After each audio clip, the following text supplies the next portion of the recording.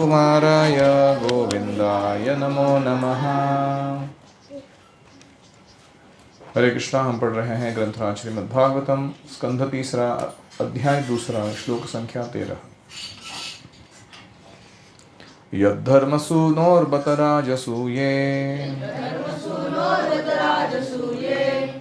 निरीक्ष दृक्स्वस्त्ययनं त्रिलोकः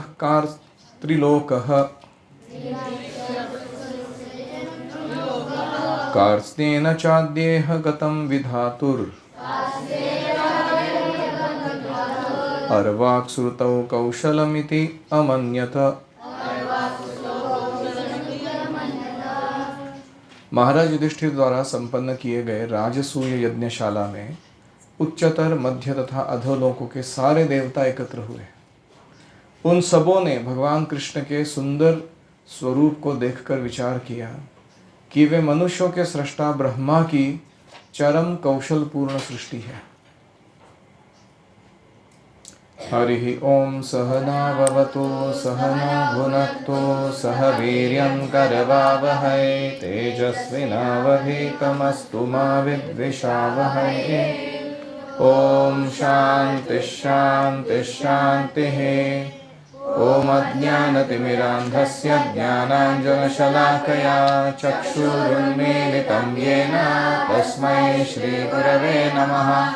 जय श्री कृष्ण चैतन्य प्रभु नित्यानंद श्री अद्वैत गदाधर श्रीवासादि गौर भक्त वृंद। हरे कृष्णा कृष्णा कृष्णा हरे हरे, हरे राम राम राम हरे हरे।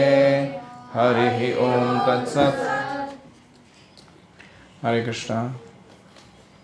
तो उद्धव जी अपना कृष्ण स्मरण विदुर जी को सुना रहे हैं। तो जो मन में चिंतन चल रहा है उनके, कृष्ण क्या व्यक्तित्व थे और क्या जब वो धरातल पर मौजूद थे तो क्या लीलाएं संपन्न किए थे, उनका वो एक के बाद एक स्मरण कर रहे हैं, उसका वर्णन सुना रहे हैं। यहाँ वर्णन आ रहा है कि धर्मसूनो यानी धर्म के पुत्र युधिष्ठिर महाराज राजसूय यज्ञ में जब कृष्ण को अग्र पूजा दिए, टॉप मोस्ट वर्शिप उस यज्ञ की, तो उसको मानने के लिए पूरे ब्रह्मांड के जितने भी उच्चतर लोक थे, जैसे कि स्वर्ग जनमह तप सत्य लोक, जितने भी मध्य लोक थे यानी अंतरिक्ष भूवर लोक भूमि भूलोक, और जितने भी अधोलोक थे अतल वितल सुतल तलातल इत्यादि, ये सारे लोगों के जितने भी अधिष्ठाता गण थे, चीफ्टन्स जिसको कहते हैं, वे देवता सारे वहाँ एकत्र हुए थे। कहाँ पर? हस्तिनापुर में भारत की जो युधिष्ठिर महाराज का पैलेस है वहाँ पे। Can you imagine? इसका मतलब है कि पूरे ब्रह्मांड के महत्वपूर्ण लोगों को भारत भूमि का एक्सेस है, और कोई जब मेजर इवेंट होता है तो उसमें वो स्वयं उपस्थित रहते हैं। भारत भूमि कितनी महान है, और उनका जो राज्य करने वाला जो शासक होता है वो कितना बड़ा ओहदा रखता है, ये हम समझ सकते हैं। तो जो सारे लोग एकत्र आए देवतागण, जब कृष्ण को देखे उस राजसूय यज्ञ में, सारे बड़े मोहित हो गए, आकर्षित हो गए। उन्होंने सोचा ब्रह्मा जी ने बहुत कुछ क्रिएट करके रखा है इस ब्रह्मांड में, लेकिन इतना सुंदर तो कोई नहीं बनाया उन्होंने, सबसे सुंदर यही है। ऐसे उनके मन में विचार आने लगे।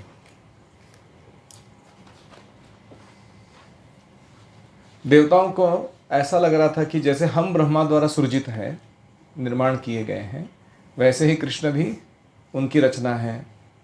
लेकिन तथ्य क्या है? ब्रह्मा का सृजन कृष्ण ने किया है, उल्टा नहीं है। तो अहम सर्वस्य प्रभवो मत्तः सर्वम प्रवर्तते।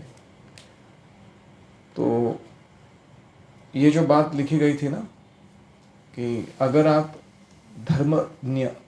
धर्मपालक बनते हो, आपको सपोर्ट करने के लिए पूरा ब्रह्मांड के जितने भी महानतम चीफ लोग हैं वो आपके सपोर्ट में खड़े रहते हैं। जो भी व्यक्ति धर्म का कार्य कर रहा है वो चाहते हैं सारे देवतागण कि पृथ्वी पर धर्म फ्लरिश हो, फैले, अधर्म का नाश हो। और इसलिए हम सबको धार्मिक इसलिए भी बनना चाहिए कि ना केवल हम अपना भला कर रहे हैं, हम एक अच्छे नेतृत्व को विकसित कर रहे हैं। हम समाज का बहुत भला कर सकते हैं अगर हम अपने प्रैक्टिकल प्राइवेट जीवन में बहुत छोटे छोटे धर्म के नियम भी अच्छे से पालन करना शुरू करें। जैसे अभी गाय पड़ी थी हमारे यहाँ, वो कमल के पौंड में, उसको निकालना था, है कि नहीं? तो आपका भाव क्या है कि आपके लिए फन एक्सरसाइज है कि आपके लिए वो गैया को कम से कम दुख होते हुए कैसे उसको प्रेम से और जल्दी बाहर निकालना है, वो कंसर्न है कि आपको अपना हीरोगिरी दिखाना है। वहाँ पे भी छोटी छोटी बातों में आपका धर्म पालन समझ में आता है।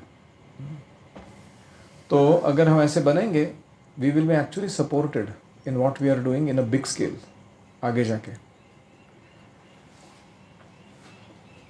यस्यानुरागप्लुतः सरास लीलावलोक प्रतिलब्धमाना व्रजस्त्रियो दृग्भिरनुप्रवृत्त धियो वतस्थु किल कृत्यशेषा। हंसी विनोद तथा देखा देखी की लीलाओं के पश्चात व्रज की बालाएं कृष्ण के चले जाने पर व्यथित हो जाती। वे अपने आंखों से उनका पीछा करती, अतः वे हतबुद्ध होकर बैठ जाती और अपने घरेलू कामकाज पूरा न कर पाती।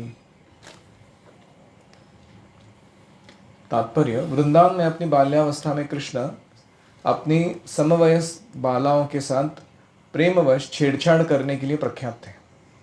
कृष्ण की उनके साथ जो प्रेममयी छेड़छाड़ है बड़ी प्रसिद्ध है।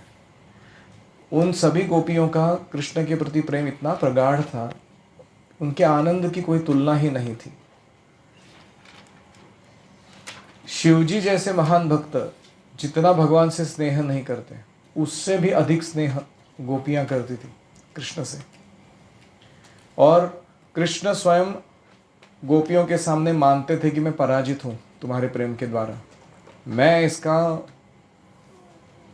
उर्रून नहीं हो सकता, आपको कोई रेसिप्रोकेशन में दे नहीं सकता, मैं इतना प्रेम मेरे से कुछ किसी ने नहीं किया, मैं भी इतना नहीं कर पाऊंगा, ऐसे कृष्ण स्वयं मानते थे। तो भगवान बड़ा तंग करते थे अलग अलग लीलाओं को संपन्न कराते समय। जैसे कोई गोपी है, मथुरा जा रही है, मटके में दही दूध या मक्खन भर के, तो पीछे से पत्थर मार के उसका हंडी तोड़ देते थे, तो उसके नाक पे से दही बह रहा है उसका खुद का ही अभिषेक हो रहा है उससे। फिर वो गुस्से से कुछ बोलने जाती तो भगवान बोलते थे कि तुमने टैक्स नहीं भरा, ये रास्ता जो है हमारे पूर्वजों का है और हमको यहाँ पे टैक्स कलेक्ट करने का अधिकार दिया गया है, और तुमने टैक्स नहीं दिया इसलिए दंड दिया गया है तुमको, थोड़ा नीचे रखो उसको, थोड़ा हमको टैक्स मेरे मित्रों को खिलाओ, तुम्हारा दही दूध मक्खन, फिर तुम आगे जा सकते हो। तो ये परेशान करने वाली जो चीज़ें हैं ये गोपियाँ क्यों सहन करती थी? क्योंकि वे कृष्ण के सौंदर्य को निहारना, उनसे संवाद करना और उनके आनंद हेतु खुद की प्रताड़ना भी क्यों ना हो जाए, आश्लिष्यवा पादरताम विनष्टुमाम, जब तक मैं भगवान को आनंद दे पा रही हूँ सब कुछ जायज़ है, ऐसा विशुद्ध प्रेम करती थी। तो इसलिए जब भगवान उन्हें छोड़कर जाते तो उनका विरह सहन नहीं कर पाती, उनकी आंखें मानो भगवान का ही पीछा करते करते जा रही हो। और कभी कभी घरेलू कामकाज में अगर ऐसा कहीं छवि दिख जाए भगवान का तो स्तब्ध हो जाती, घर के काम नहीं कर पाती। तो इस उनके व्यवहार के कारण, और अन्य भी बहुत सारे भक्त हैं व्रज के जो भगवान से इतना विशुद्ध प्रेम करते हैं, भगवान एक पग भी व्रज के बाहर नहीं जाते थे, उनके प्रेम के वशीभूत होकर वहीं निरंतर रहते थे। स्वशान्तरूपेष्वितरैस्वरूपैरभ्यर्ध्यमानेषु अनुकम्पितात्मा परावरेशो महदंशयुक्तो यजोपि चातो भगवान यथाग्निः।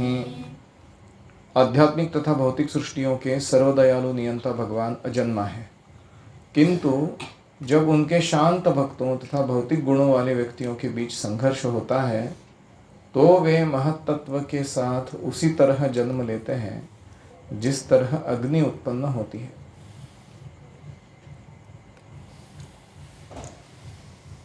तो अभ्यर्दमाना मतलब सताया जाना। भगवान के भक्त बड़े शांत स्वभाव के होते हैं। हाँ, उनको कोई भुक्ति मुक्ति सिद्धि की अभिलाषा नहीं होती, अतएव शांत।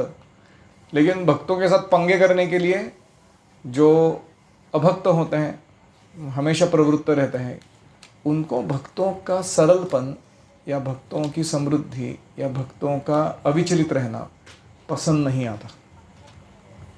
क्या कारण है भाई? वो अपना जीवन जी रहा है, तुम अपना जीवन जियो। लेकिन अभक्त ऐसे होते हैं ईर्ष्यालु कि वो भक्तों के इन सब गुणों पर या अकम्प्लिशमेंट्स पे बहुत जलते हैं। तो कभी कभी उनके बीच में संघर्ष होता है। अभक्तों के द्वारा भक्तों को सताया जाता है। जब वो सताया जाता है तो भगवान के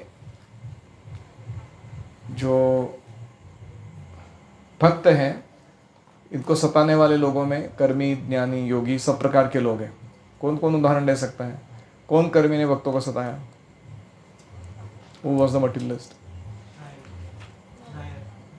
अच्छा, मिस्टर नायर प्रभुपाद जी को सताया जुहू टेम्पल के प्रोजेक्ट में। ज्ञानियों में से किसने किसको सताया?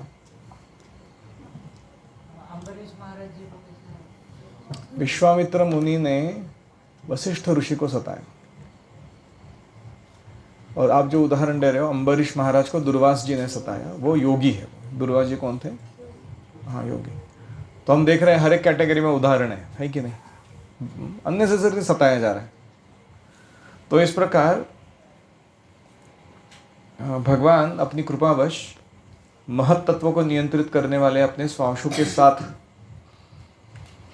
साकार रूप में प्रकट हो जाते हैं। तो जैसे जब कृष्ण वासुदेव के रूप में प्रकट हुए, वसुदेव के पुत्र, तो उनके अवतार के विषय में बड़े मतभेद हो गए। कोई कहने लगा वासुदेव ही पूर्ण पुरुषोत्तम भगवान है। कोई कहने लगा नहीं, वो नारायण के अवतार है। किसी ने कहा नहीं नहीं, वो क्षीरोदक्षय विष्णु के अवतार है। तो इस प्रकार लोगों का अपना अपना मत रहता है कृष्ण के बारे में। तो अभी कृष्ण के बारे में बात करें तो कंस और वसुदेव या उग्रसेन, इनके बीच जो टकराव हुआ था, कंस क्या कर रहा था? इन दोनों को परेशान कर रहा था, उग्रसेन और वसुदेव को। तब भगवान बिजली की जैसे प्रकट हो गए उनके मध्यस्थ कारागृह में। वहाँ से लेके उन्होंने अपना पूरा मिशन चलाया। कंस के एक एक जो अकम्प्लिस थे, मदद करने वाले लोग, चुन चुन के मारा भगवान ने। ऐसा नहीं कि भगवान कुछ मेहनत ज़्यादा कर रहे थे, वो खुद ही आ रहे थे एक एक करके वृंदावन में मरने के लिए। और अंत में जब कंस को पता चला कि सारे मारे गए मेरे सहायक, वो खुद उतर के आ गया। मथुरा में बुलाया उसने भगवान को कि इसको अभी मैं अखाड़े में लेके मार दूंगा सबके सामने। तो फिर भगवान कृष्ण ने क्या किया? कंस को मारने के लिए उन्होंने शस्त्र नहीं उठाया। उसको पहले जाके उसके मुकुट को नॉक ऑफ कर दिया और फिर उसके बाल पकड़ के खींच के लाके उसको अखाड़े में ज़मीन पे दे धमका। उसके छाती पे बैठ के उसको मारा, गुद्दे मारे जो जोर जोर से, और कंस की मृत्यु हो गई। तो भगवान दिखाना चाहते थे उसके बाद जब कंस मर गया कि वो मर गया ऐसे में। तो जैसे कोई सिंह है, वो किसी हाथी को ऐसे खींच कर लेकर जाकर दिखाता है कि मैंने मारा इसको, मरा है देख लो सब लोग तुम। वैसे भगवान पूरे अखाड़े में गोल घूम के सबको दिखा दिए कि सही में तुम्हारा राजा मर चुका है, अभी किसी को और मारामारी करनी है, आ जाओ उसके बाद। तो इस प्रकार द्वारका के मध्य मथुरा के मध्य में उतरकर उसके ही राजा को सब उसके प्रजाजनों सेना के सामने मार डालना, वो भी सिर्फ हाथों से, इसको बोलते हैं वास्तविक हीरोगिरी। ऐसा क्यों किया भगवान ने? क्योंकि उसने उसको तंग किया था, अभक्तों ने भक्तों को तंग किया। तो आप भी कभी कभी गुरुकुल में रहते हो, आप भूल जाते हो कि आप लोग भक्त हैं, या दूसरे लोग भी यहाँ जो रह रहे हैं वो भी भक्त हैं। हम कैसा व्यवहार करते हैं? इसको छेड़, उसको परेशान कर। तो जो भी भक्तों को परेशान करता है वो बड़ा मुश्किल में आने वाला है आगे जाके। इसलिए भक्तों के साथ हमें कभी भी पंगा नहीं करना चाहिए। अगर तुम्हें पसंद नहीं है तो बिना अपराध किए वहाँ से निकल जाओ, लेकिन अपराध नहीं करना, फिर वो लेने के देने पड़ेंगे तुमको। क्या कहते हैं उसको? सुरक्षित अंतर ठेवा। ट्रक के पीछे लिखा रहता ना, कीप सेफ डिस्टेंस। तो इसलिए जो भी अच्छा भाव तुम्हारा जीवन चल सकता था भौतिक रूप से भी, आध्यात्मिक रूप से तो वाट लगेगा ही, लेकिन भौतिक रूप से भी चल सकता था, वो सब खत्म हो जाएगा अगर हम पुंसाम महद अतिक्रमः, किसी महान भक्तों को छेड़ेंगे तो, उसके प्रति पंगा कर बैठेंगे तो। आयुर्बलम यशो धैर्य, क्या था वो? लोकान आशीष एवच अति हंति श्रेयांसि सर्वाणि पुंसाम महद अतिक्रमः। जिसको भी भगवान के भक्तों से पंगा करना है, आयु कम हो जाएगी, बल कम हो जाएगा, यश नहीं मिलेगा, धैर्य चला जाएगा, धर्म का ह्रास होगा। उसने जो कोई लोकान आशीष एवच, भला उसको किसी ने, इंद्र चंद्र वरुण वायु ने भी, बड़े बड़े देवताओं ने भी वरदान दिए रहेंगे उसको, वो भी काम नहीं करेंगे, वो सारे वर निष्फल हो जाएंगे। जो भी बड़ा पॉलिटिकल सपोर्ट लेके बैठा है वो सब नष्ट हो जाएगा अगर भक्तों के साथ वो दुर्व्यवहार करता है।